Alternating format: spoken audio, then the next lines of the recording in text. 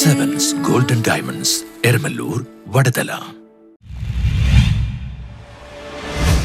2 ദിവസമായി കാണാതായ കോതമംഗലം എസ്ഐയെ മൂന്നാറിൽ കണ്ടെത്തി. കോതമംഗലത്ത് ഡ്യൂട്ടിക്ക് പോയ പോലീസ് ഉദ്യോഗസ്ഥനെ കാണാനില്ലെന്ന് പരാതി. കോതമംഗലം പോലീസ് സ്റ്റേഷനിലെ ഗ്രേഡ് എസ്ഐ പെങ്ങോട്ടൂർ സ്വദേശി ഷാജി പോളിനെയാണ് കഴിഞ്ഞ ദിവസം കാണാതായത്. 2 ദിവസം മുമ്പ് ജോലിക്കായി കോതമംഗലം സ്റ്റേഷനിലേക്ക് പുറപ്പെട്ട ഇദ്ദേഹത്തെക്കുറിച്ച് പിന്നീട് വിവരമൊന്നും ലഭിക്കാതാവുകയായിരുന്നു. ഇതോടെ പരിഭ്രാന്തരായ കുടുംബമാണ് പരാതി നൽകിയത്. പോത്താനിക്കാട് സ്റ്റേഷനിൽ ഷാജി പോളിന്റെ ഭാര്യ പരാതി നൽകുകയായിരുന്നു.